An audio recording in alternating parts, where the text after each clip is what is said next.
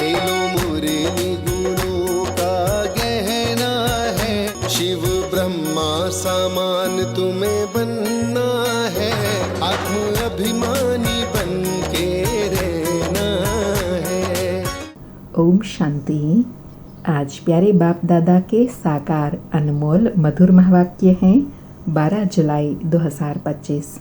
आज की मुरली के सार में गोपी वल्लभ बाबा ने बहुत ही विशेष कहा कि मनुष्य गाते हैं मुझ निर्गुण हारे में कोई गुण नहीं, और है भी ऐसे, कोई गुण नहीं है। मनुष्यों में मोह भी बहुत होता है, मरे हुए को याद करते रहते हैं, साल भर मुंह ढककर रोते रहते हैं। बाबा कहे तुम अगर बाप को ऐसे दिन रात याद करो तो बेड़ा ही पार हो जाए। बाबा कहते हैं जैसे तुम पति को याद करती रहती हो, ऐसे बाप को याद करो तो तुम्हारे विकर्म विनाश हो जाएंगे। जीवन नैया पार लगाने व अपना सौभाग्य बनाने के लिए अगर बाकी सबसे मोह निकल एक बाबा से सच्चा मोह हो जाए, अर्थात एक बाबा की याद सताए, तो बेड़ा पार है। फिर कहा कि बाबा रोज रोज बच्चों को समझाते रहते हैं कि अपने को आत्मा समझ बाप की याद में बैठो। अब उसमें और भी ऐड करना है, सिर्फ बाप नहीं, बाप बाप भी है, टीचर भी है, सदगति दाता भी है, तीनों को याद करना है। वह नॉलेजफुल है, ज्ञान का सागर है, वही आकर राजयोग सिखलाते हैं। फिर कहा कि जो व्यापारी लोग होते हैं वह रोज़ अपना पुतामिल निकालते हैं, कितना खर्चा हुआ, कितना फ़ायदा हुआ, रोज़ बैलेंस निकालते हैं, कोई मास में निकालते हैं। लेकिन बाबा कहे यहाँ तुमको रोज़ रोज़ देखना बहुत ज़रूरी है, क्योंकि तुम्हारी अभी बहुत ऊंची कमाई है। क्योंकि बाबा कहते हैं तुम बच्चे सौभाग्यशाली, 1000 भाग्यशाली, करोड़ भाग्यशाली, पदम अरब खरब भाग्यशाली बनते हो। जो बच्चे अपने को सौभाग्यशाली समझते हैं वह अच्छी रीति बाप को याद करते हैं, अपना पोतामेल रखते हैं, वही गुलाब के फूल खुशबूदार गुणवान बनते हैं, और वह बनेंगे याद से। और लास्ट में कहा कि बाप बैठ मीठे बच्चों को समझाते हैं, कहते हैं बच्चे सुखदाई बनो। माँ कहती है आपस में लड़ो झगड़ो नहीं, याद की यात्रा में रहो। अब तुम बच्चे जितना पुरुषार्थ करेंगे उतना अपना कल्याण करेंगे और दूसरों का भी कल्याण कर सकेंगे। सुनते हैं प्यारे बाप दादा के अनमोल मधुर महावाक्य। आज बाबा कहे मीठे बच्चे तुम्हें सच्चा सच्चा वैष्णव बनना है। सच्चे वैष्णव भोजन की परहेज के साथ साथ पवित्र भी रहते हैं।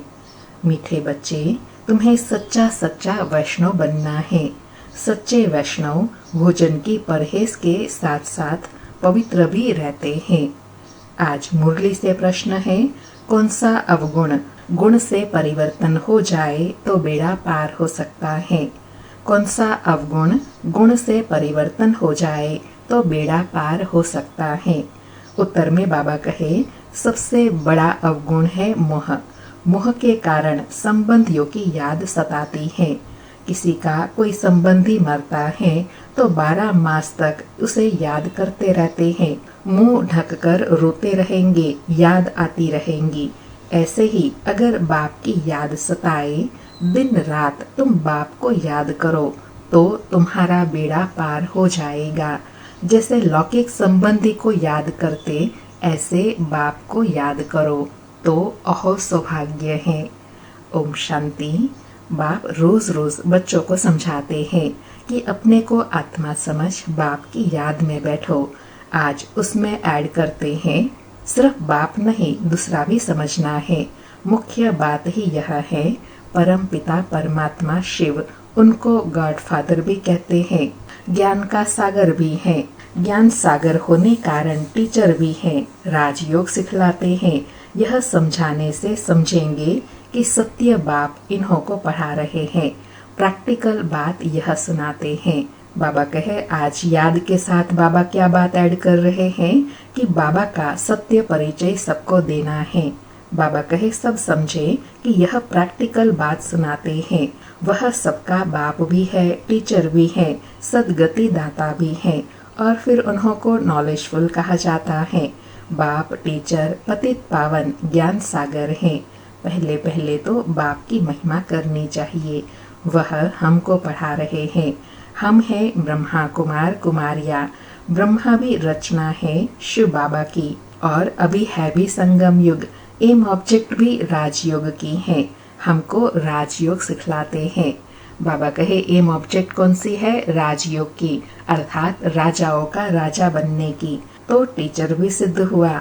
बाबा कहे राजयोग सिखलाते हैं तो टीचर भी सिद्ध हो गया। और यह पढ़ाई है ही नई दुनिया के लिए। यहाँ बैठे यह पक्का करो हमको क्या क्या समझाना है। यह अंदर धारणा होनी चाहिए। यह तो जानते हैं, कोई को जास्ती धारणा होती है, कोई को कम। यहाँ भी जो ज्ञान में जास्ती तीखे जाते हैं उनका नाम होता है, पद भी ऊंचा होता है। परहेज भी बाबा बतलाते रहते हैं। तुम पूरे वैष्णव बनते हो। वैष्णव अर्थात जो वेजिटेरियन होते हैं, शाकाहारी होते हैं, मांस मदिरा आदि नहीं खाते, परंतु विकार में तो जाते हैं। बाकी वैष्णव बनना तो क्या हुआ, वैष्णव कुल के कहलाते हैं, अर्थात प्याज आदि तमोगुणी चीज नहीं खाते। तुम बच्चे जानते हो तमोगुणी चीजें क्या क्या होती हैं। कोई अच्छे मनुष्य भी होते हैं जिसको रिलीजियस माइंडेड व भगत कहा जाता है। सन्यासियों को कहेंगे पवित्र आत्मा। जो दान आदि करते हैं उनको कहेंगे पुण्य आत्मा। इससे भी सिद्ध होता है आत्मा ही दान पुण्य करती है, इसलिए पुण्य आत्मा पवित्र आत्मा कहा जाता है। आत्मा कोई निर्लेप नहीं है। बाबा कहे आत्मा जैसा कर्म करती है वैसा उसको फल मिलता है, तो फिर आत्मा निर्लेप नहीं हुई ना। ऐसे अच्छे अच्छे अक्षर याद करने चाहिए। साधुओं को भी महान आत्मा कहते हैं। महान परमात्मा नहीं कहा जाता है, तो सर्वव्यापी कहना रॉन्ग है। सर्व आत्माएं हैं, जो भी है सब में आत्मा है। पढ़े लिखे जो भी है वह सिद्ध कर बतलाते हैं। जाड़ में भी आत्मा है। इसलिए कहा जाता है ना, दुनिया में 3 चीजें हैं, चेतन, अचेतन और सचेतन। चेतन तो आत्मा है, अचेतन जड़ वस्तुएं हैं, और सचेतन जिसकी ग्रोथ होती है। तो बाबा कहे कई मनुष्य समझते हैं कि पेड़ पौधे आदि जिस वस्तु की ग्रोथ होती है उसमें भी आत्मा है। कहते हैं 84 लाख योनियां जो है उनमें भी आत्मा है। आत्मा न होती तो वृद्धि कैसे हो पाती। मनुष्य की जो आत्मा है वह तो जड़ में जा नहीं सकती, अर्थात टेबल कुर्सी आदि जो भी है यह जड़ है, तो जड़ में तो आत्मा जा नहीं सकती। शास्त्रों में ऐसी ऐसी बातें लिख दी हैं। इंद्रप्रस्थ से धक्का दिया तो पत्थर बन गया। अब बाप बैठ समझाते हैं। बाप बच्चों को कहते हैं देह के संबंध तोड़ अपने को आत्मा समझो, माम एकम याद करो। बस तुम्हारे 84 जन्म अब पूरे हुए। अब तमो प्रधान से सतो प्रधान बनना है।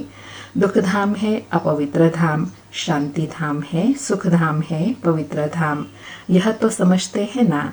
बाबा कहे यह तो सिंपल बात है ना। जहाँ पवित्रता है वहाँ सुख शांति है, और अपवित्रता के कारण ही दुख होता है। इसलिए कहा जाता है ना, पवित्रता सुख शांति की जननी है।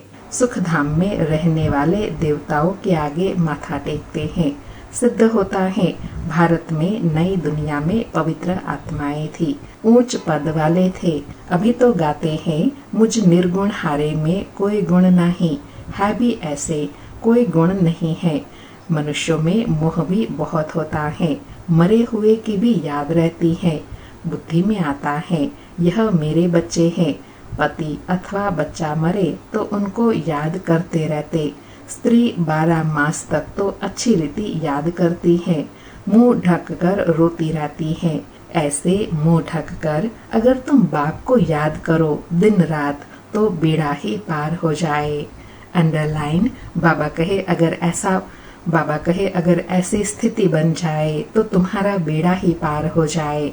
बाबा कहते हैं जैसे पति को तुम याद करती रहती हो, ऐसे मेरे को याद करो तो तुम्हारे विक्रम विनाश हो जाए।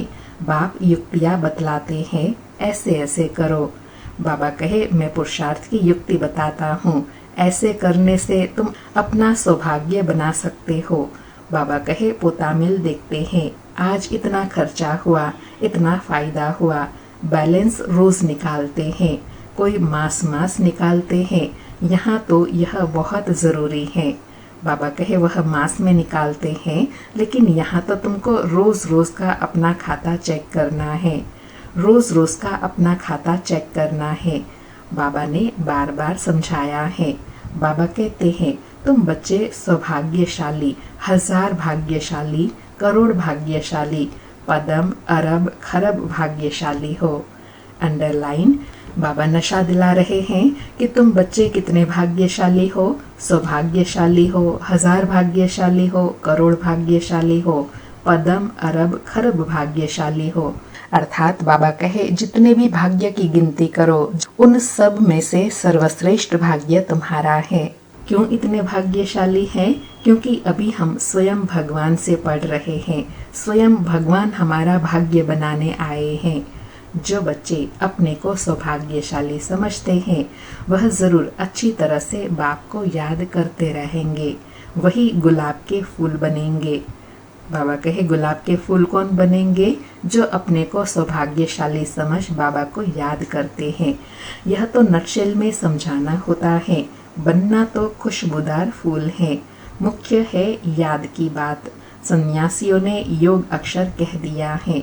लौकिक बाप ऐसे नहीं कहेंगे कि मुझे याद करो, या पूछे कि मुझे याद करते हो। बाप बच्चों को, बच्चा बाप को याद करते ही है। यह तो लॉ है। बाबा कहे लौकिक में पिता ऐसा कभी नहीं पूछेंगे, वह कहेंगे कि मुझे याद करो।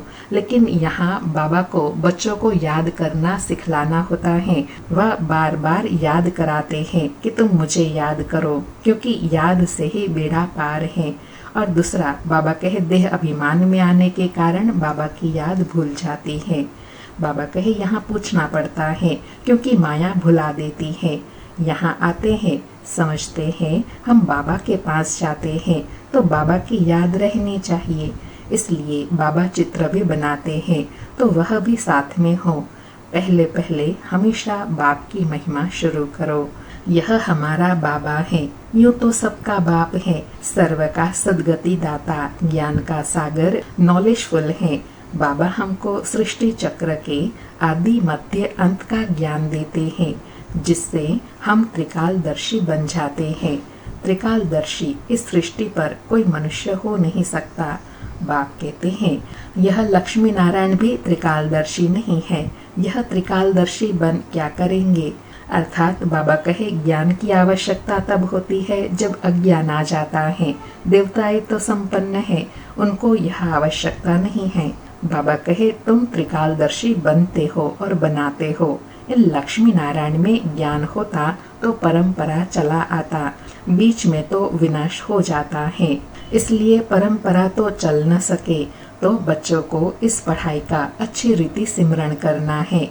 तुम्हारी भी ऊंच ते ऊंच पढ़ाई संगम पर ही होती है। तुम याद नहीं करते हो, देह अभिमान में आ जाते हो, तो माया थप्पड़ मार देती है।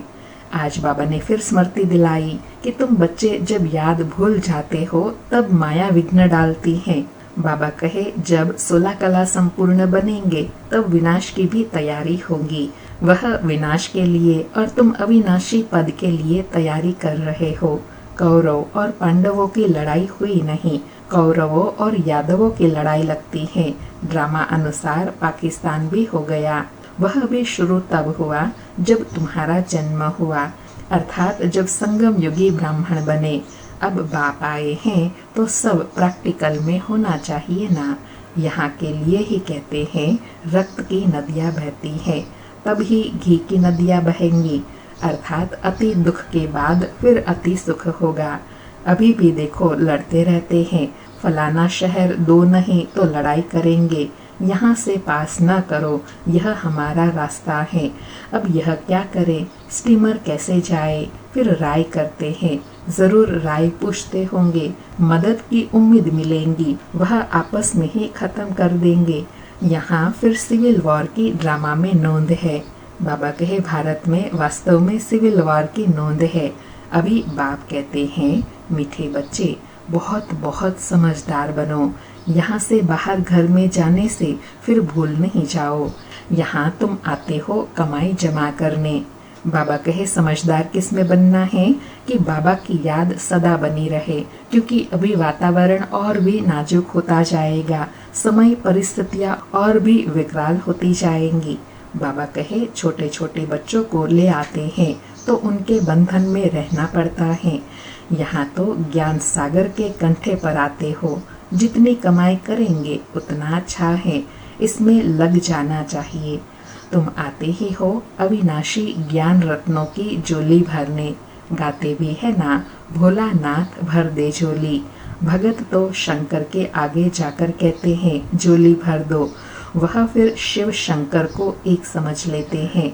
शिव शंकर महादेव कह देते हैं तो महादेव बड़ा हो जाता है। ऐसी छोटी छोटी बातें बहुत समझने की है। तुम बच्चों को समझाया जाता है। अभी तुम ब्राह्मण हो, नॉलेज मिल रही है, पढ़ाई से मनुष्य सुधरते हैं, चाल चलन भी अच्छी होती है, अभी तुम पढ़ते हो। बाबा एग्जाम्पल देकर बता रहे हैं कि जैसे लौकिक पढ़ाई पढ़ते हैं तो उनमें काफी सुधार आ जाता है, ऐसे बाबा कहे यह रूहानी व ईश्वरीय पढ़ाई से आत्मा में परिवर्तन आता है, आत्मा में सुधार होता है। बाबा कहे जो सबसे जास्ती पढ़ते और पढ़ाते हैं उनके मैनर्स भी अच्छे होते हैं। तुम कहेंगे सबसे अच्छे मैनर्स मम्मा बाबा के हैं। यह फिर हो गई बड़ी मम्मा ब्रह्मा बाबा, जिसमें शिव बाबा प्रवेश कर बच्चों को रचते हैं। माता पिता कंबाइंड है। कितनी गुप्त बातें हैं, बाबा कहते कितनी गुह्य गुप्त बात है। जैसे तुम पढ़ते हो वैसे मम्मा भी पढ़ती थी, उनको अडॉप्ट किया। सयानी थी तो ड्रामा अनुसार सरस्वती नाम पड़ा। ब्रह्मपुत्रा बड़ी नदी है, मेला भी लगता है सागर और ब्रह्मपुत्रा का। यह बड़ी नदी ब्रह्मा बाबा ठहरी तो माँ भी ठहरी ना। तुम मीठे मीठे बच्चों को कितना ऊंच ले जाते हैं। बाबा कहे जैसे माँ कितना बच्चों की पालना करते हैं, ऐसे बड़ी मम्मा ब्रह्मा बाबा भी बच्चों की कितनी पालना करते हैं। पढ़ाई पढ़ाकर अपने प्रैक्टिकल जीवन का एग्जाम्पल देकर बच्चों को ऊंच पद के लायक बनाते हैं। बाप तुम बच्चों को ही देखते हैं, उनको तो किसी को याद करना नहीं है। इनकी आत्मा ब्रह्मा बाबा की आत्मा को तो बाप को याद करना है। बाप कहते हैं हम दोनों बच्चों को देखते हैं, अर्थात बाप दादा भी बच्चों को देखते हैं, पुरुषार्थ को देखते हैं, स्थिति को देखते हैं। बाबा कहे मुझ आत्मा को तो साक्षी हो नहीं देखना है, परंतु बाप के संग में हम भी ऐसे देखता हूँ। बाप के साथ रहता तो हूँ ना, उनका बच्चा हूँ तो साथ में देखता हूँ। ब्रह्मा बाबा अपना दृष्टिकोण व पुरुषार्थ बता रहे हैं कि मैं शिव बाबा के साथ रहता हूँ व शिव बाबा ने उनमें प्रवेश किया है, तो जैसे शिव बाबा देखते हैं वैसे ब्रह्मा बाबा भी बच्चों उसी स्वरूप में देखते हैं।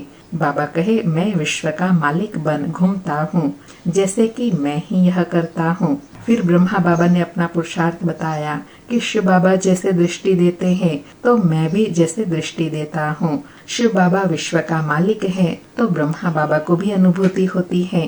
बाबा कहे देह सहित सब कुछ भूलना होता है, बाकी बच्चा और बाप जैसे एक हो जाते हैं।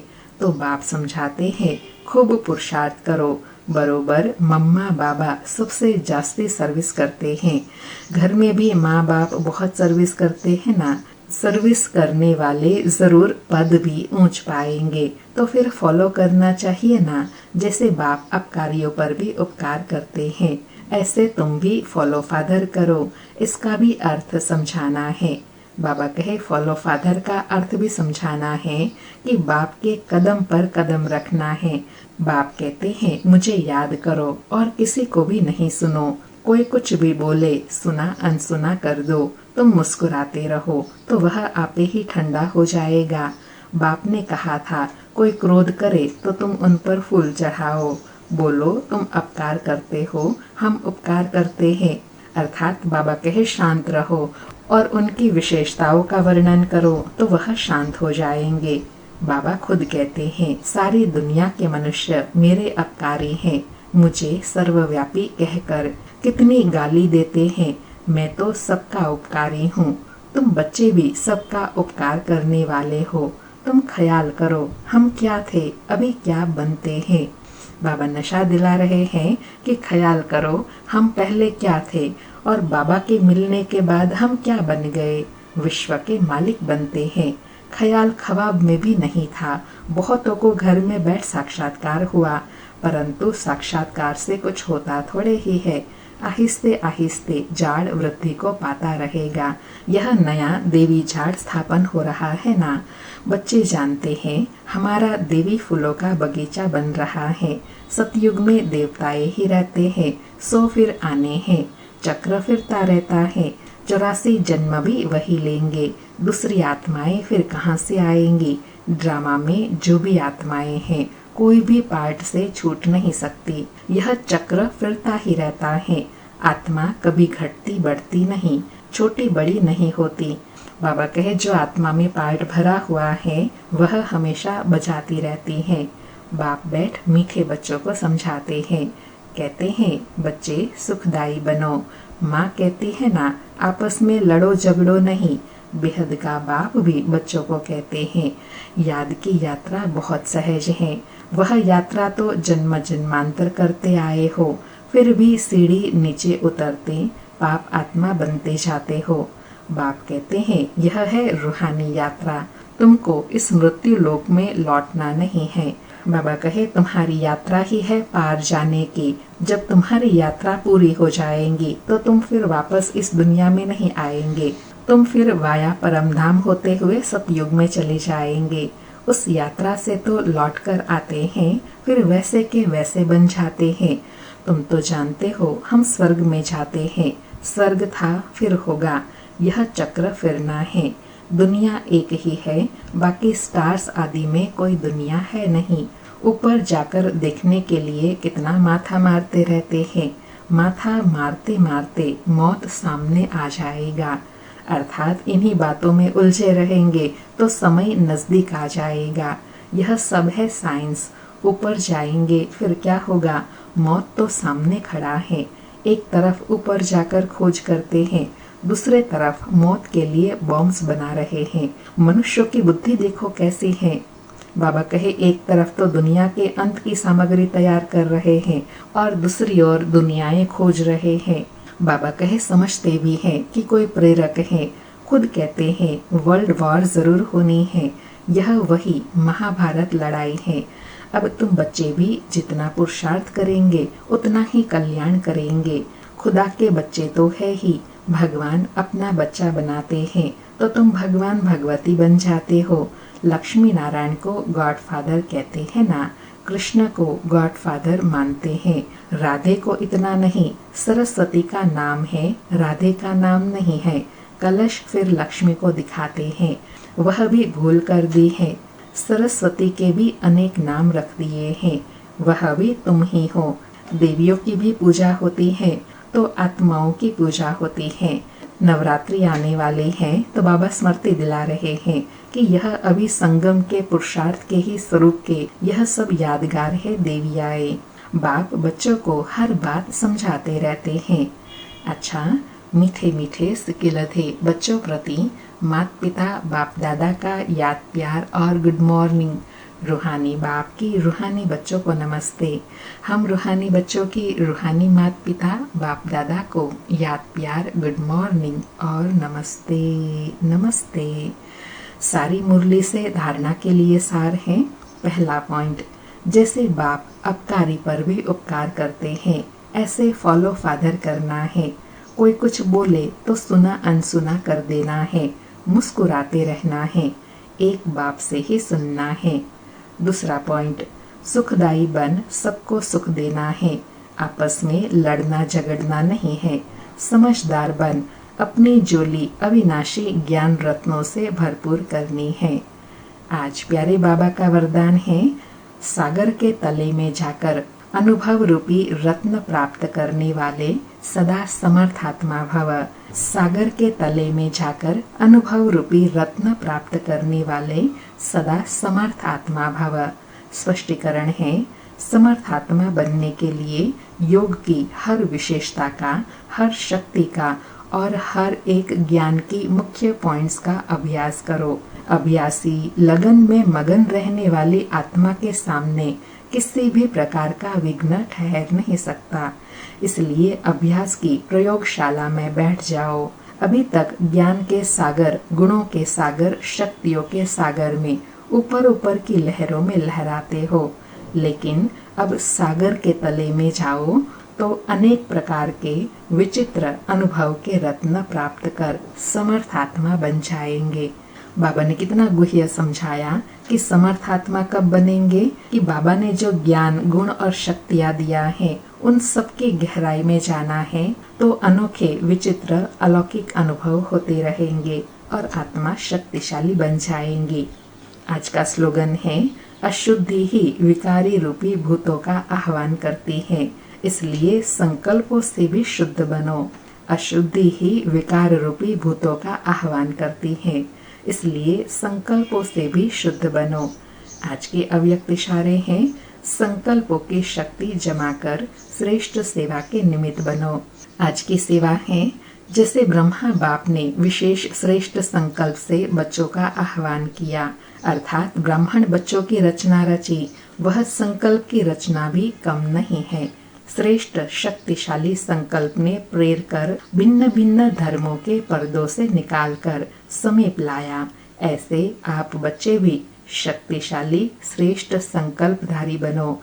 अपने संकल्पों की शक्ति को ज्यादा खर्च नहीं करो, व्यर्थ नहीं गवाओ, तो श्रेष्ठ संकल्प से प्राप्ति भी श्रेष्ठ होंगी।